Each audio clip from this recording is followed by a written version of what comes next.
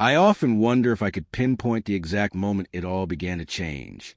Was it the quiet evenings when Elena's smile seemed a little more distant, or the days when we spoke less, our words becoming a formality, each sentence carefully crafted and hollow? Or maybe it was when I first caught myself looking at someone else, not out of a need or want, but just noticing. It seems so small now, so insignificant in the grand scheme of things. But that's how it always begins, isn't it?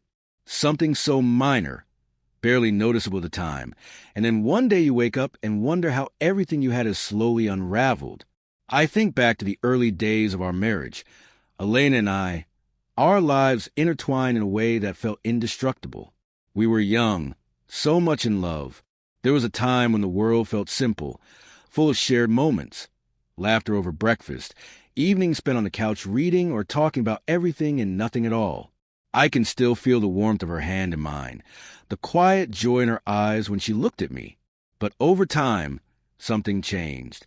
At first, I couldn't tell what it was. Life had its demands, work, responsibilities, the day-to-day grind of adult life. But I always assumed we could handle it.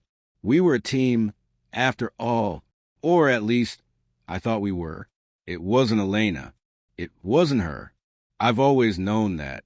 But something inside of me shifted, and I didn't know how to stop it. I remember the first time I felt it, the pull, like a string tugging at the edge of my consciousness. It was an ordinary evening, the kind we'd spent 1,000 times before. Elena had made dinner, and we sat at the table, talking about nothing in particular. I didn't even notice a shift at first, but then her voice, her smile, they felt different. I looked at her, and for the first time in a long while, it felt like I was seeing her from a distance. A stranger, in a way. She was still my Elena, the woman I'd spent years with, but in that moment, something between us felt disjointed. I shook the thought away, but it stayed with me longer than I cared to admit. A few days later, I met someone. It wasn't planned, wasn't intentional. Just an accidental meeting. A brief conversation in passing, a shared laugh over something trivial. She was nothing like Elena, different in every way, really, but something about her presence lingered in my mind long after our conversation had ended. And that was when the seed was planted. I didn't want it, didn't ask for it, but somehow, in a fleeting moment of weakness, I found myself caught in something that had no place in my life. It wasn't that I didn't love Elena. I did, deeply, but there was a part of me, a quiet, gnawing part, that wanted to escape. I wanted something different, something that felt new and exciting, but I couldn't name it. It wasn't love, not in the way I had felt for Elena, but it was something else, a distraction, a break from the quiet, from the routine. The guilt crept in slowly at first. It wasn't sudden. There was no dramatic confrontation, no clear moment where I crossed some invisible line. It was just small things, a lingering thought, a fleeting glance, the growing awareness that I was becoming someone I didn't recognize. And all the while, Elena remained the same. She was still there, by my side, blissfully unaware of the storm brewing inside me. I started to notice the way she looked at me, her eyes searching, but I told myself it was nothing. She was just tired, stressed, like we all were. But when I saw the way she held her breath when I entered the room, the way she waited for my response, I couldn't help but wonder, was she starting to sense something? Or was it just my own guilt painting everything in shades of suspicion? It was at night, when we lay in bed together, that I felt it most acutely. Elena's steady, rhythmic breathing beside me, her warmth, the way she nestled against me, all of it seemed too quiet, like there was something unspoken between us that neither of us dared to acknowledge. I couldn't help but feel that somehow, despite her love, she was starting to drift away from me. Maybe it wasn't her doing, it was mine, wasn't it? But I couldn't stop. I couldn't bring myself to acknowledge the path I had started walking down.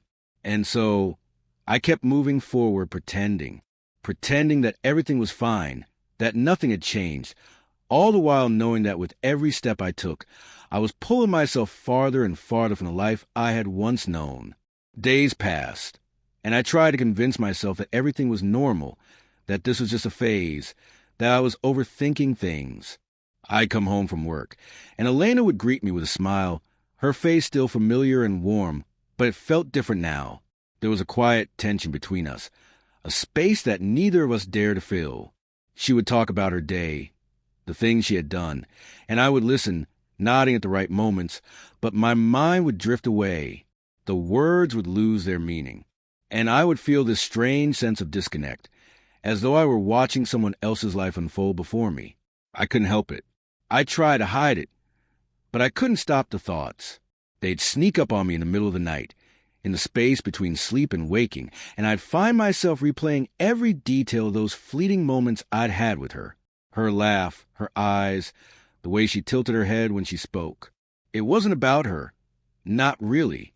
It was about the way I had felt alive, as if something inside me had been awakened that I hadn't even known was asleep. It was a simple thing, something so trivial, something I could have dismissed, but it lingered. I hadn't even told Elena.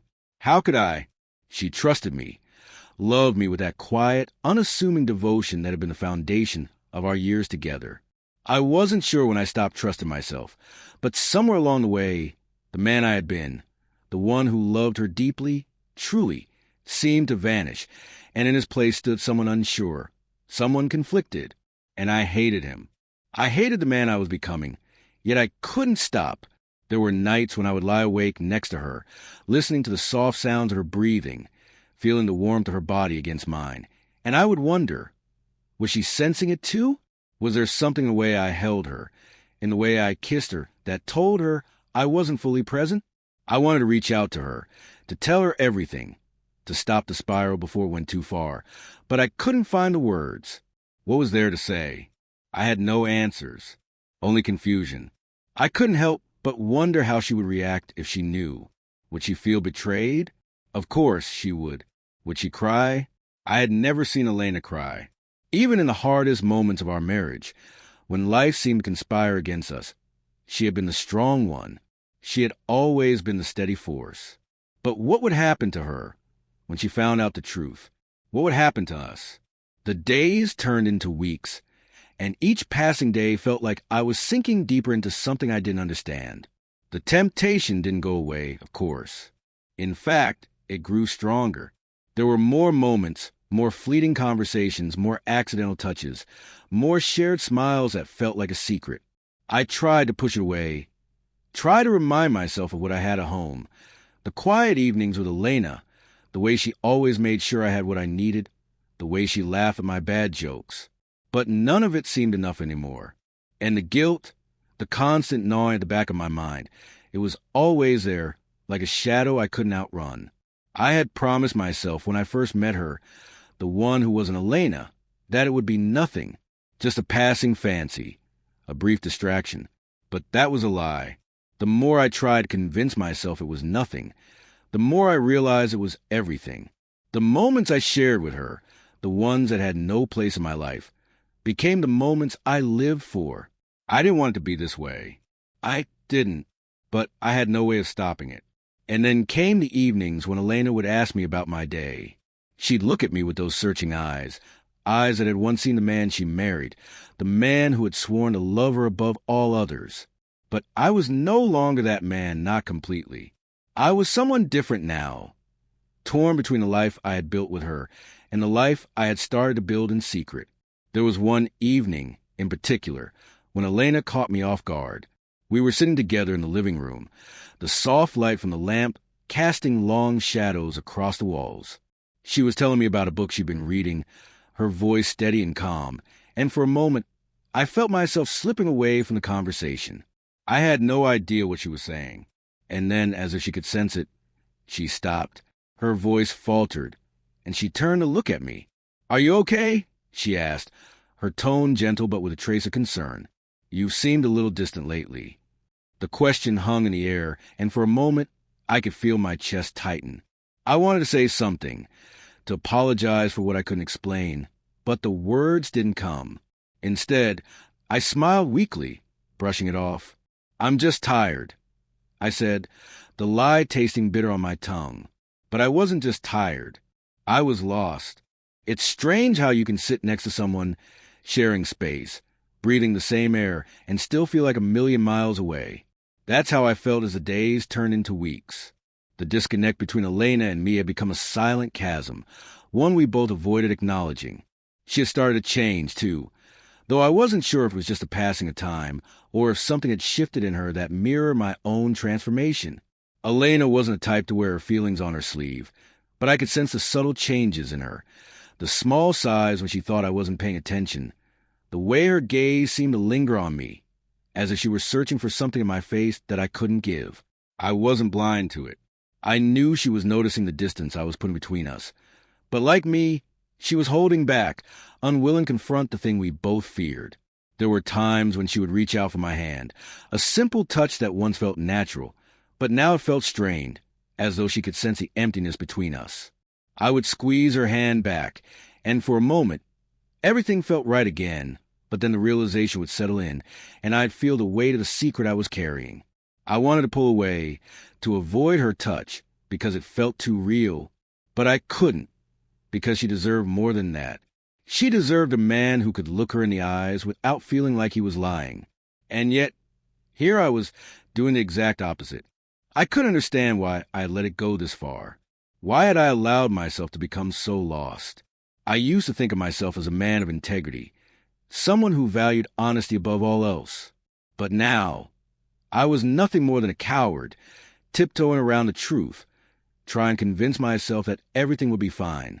But I knew deep down that it wouldn't be. And neither did Elena. It was a Tuesday evening, the kind of night when the world outside felt muffled and distant. The rain had begun to fall, a steady drizzle that pattered against the windows, casting the room in a soft gray light. Elena had made dinner. Something simple, a pasta dish, our usual go-to when we didn't feel like going out. We sat at the table, the clink of silverware against porcelain filling the silence between us. She was speaking about something at work, some new project, some colleague who had been difficult. But all I could hear was the faint rush of my own thoughts. I tried to focus, tried to be present. But the truth was, I wasn't. My mind kept drifting back to her, this woman who had come into my life like a quiet storm, slowly eroding everything I thought I knew about myself. I didn't want it to be this way. I didn't want to hurt Elena. But here I was, slowly unraveling. Are you listening to me? Elena's voice cut through the fog of my thoughts, her tone sharp but gentle, like she wasn't angry, just concerned. I blinked, suddenly aware that she had stopped speaking, that she was watching me intently. I looked at her, trying to summon some semblance of the man I used to be. Sorry, I'm listening. Just distracted, I said, offering a weak smile, one I hoped would reassure her. But her expression didn't soften. She didn't smile back. Instead, she just stared at me, her eyes searching mine for something she didn't find. There was a pause, an uncomfortable silence, before she lowered her gaze to her plate, pushing the food around with her fork. I could feel the weight of her gaze still lingering on me, and it was unbearable. The silence between us had thickened, stretched into something almost tangible. My chest tightened, and I found myself holding my breath, as if afraid to exhale and shatter whatever fragile connection we still had. Elena, I started, my voice breaking the stillness. But the words didn't come out the way I wanted. They were hollow, weak. I'm sorry, I whispered, the confession slipping from my lips before I could stop it. I didn't even know what I was apologizing for, but it didn't matter. I just needed to say something, anything, to fill the space between us. But Elena didn't respond. She didn't say anything, didn't look up at me, and I hated myself for it. Hated myself for being this man who couldn't find the courage to be honest, to face the truth that had already destroyed the life we'd built together. That night, we didn't speak much. The silence hung over us like a heavy fog, thick and suffocating. We went to bed without saying a word to each other, the bed cold between us despite the warmth of our bodies. I could hear Elena's breathing, steady and calm, but my own heart raced in the quiet, a frantic drumbeat in the stillness of the night. I didn't sleep. I just lay there, staring at the ceiling, replaying everything in my head. I thought of her, and the way she made me feel like I was someone else, someone I couldn't define. And then I thought of Elena, my Elena, whose love was pure and unwavering, whose heart had always belonged to me.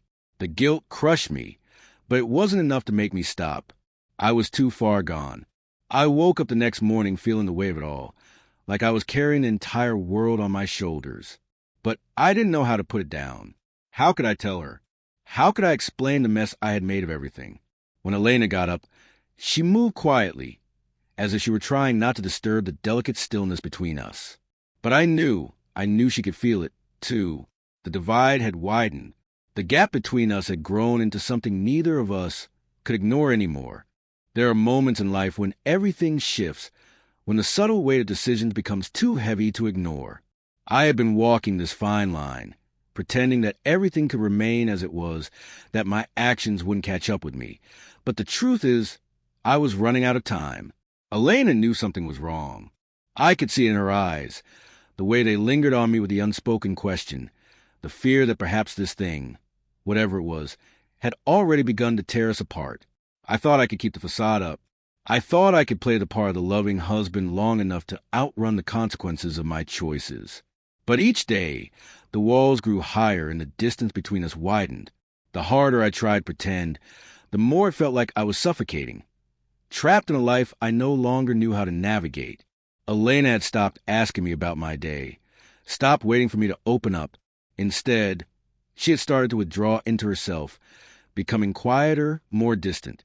She no longer sought out my touch, and I noticed the small things, like how she would go to bed earlier than usual, how her gaze would turn inward, lost in thought. She was a woman who was trying to hold on to something she couldn't define, but her heart was starting to recognize the truth. One evening, after dinner, she didn't ask me about my day. Instead, she quietly cleared the plates, her movements deliberate but almost mechanical. I watched her, the weight of my guilt settling heavily in my chest. I didn't know what to do, how to fix this. I couldn't take it back. I couldn't erase what I had done. "Elena," I said softly, my voice barely above a whisper, unsure of what I wanted to say. I wasn't even sure if she would respond. But she did, slowly turning toward me, her eyes weary but steady. "What is it, Sam?" Her tone was calm, almost resigned, but I could hear the hurt beneath it, hidden behind the quiet words. I opened my mouth, but the words stuck in my throat. I had rehearsed this moment 1,000 times in my head, but now that it was here, I couldn't find the courage to speak. The truth felt like an overwhelming weight that I wasn't sure I could carry. What could I say? What could I say to make it right?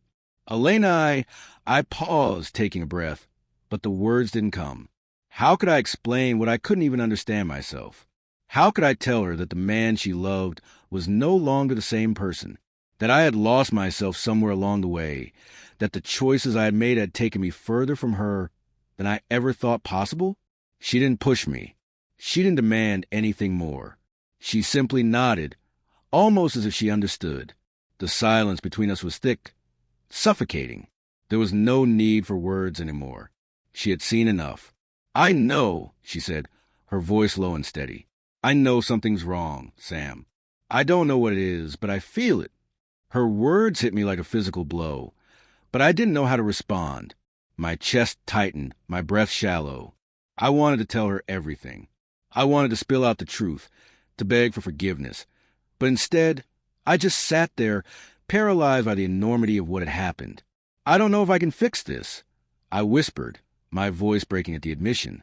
"I don't know if you can either," she replied, her words heavy with something I couldn't quite name. But they weren't angry. They weren't filled with accusations. They were simply a truth I couldn't escape. We sat in silence after that. She didn't cry. Elena had never been one for tears, not in the way other people were. She was strong, always a steady one. But in that moment, I could feel the walls closing in, the air thick with everything left unsaid between us. I knew she was asking herself the same questions I had been asking. Could we survive this? Could we go back to the way things were, to the love we had once shared? Was there enough left to rebuild? Or had we already reached a point of no return? That night, as we lay in bed together, her back turned to me, I could feel the emptiness between us. The physical space between us was so small, yet it felt insurmountable. I wanted to reach out to her, to pull her close and tell her everything would be okay. But I couldn't. I had shattered that promise long ago. I don't know when I fell asleep. The hours blurred together as I lay there, my thoughts running in circles, unable to settle on anything. I thought about her again, the one who had been a fleeting distraction in the chaos of my own discontent. I thought about Elena, about her unwavering love, her strength, and the life we had built. And I thought about what I had lost. In the quiet of the night, I realized the truth. I had no idea what would happen tomorrow. I didn't know what Elena would do, or if she could forgive me for what I had done. But I did know one thing. I couldn't keep living like this. I couldn't keep pretending. Something had to give.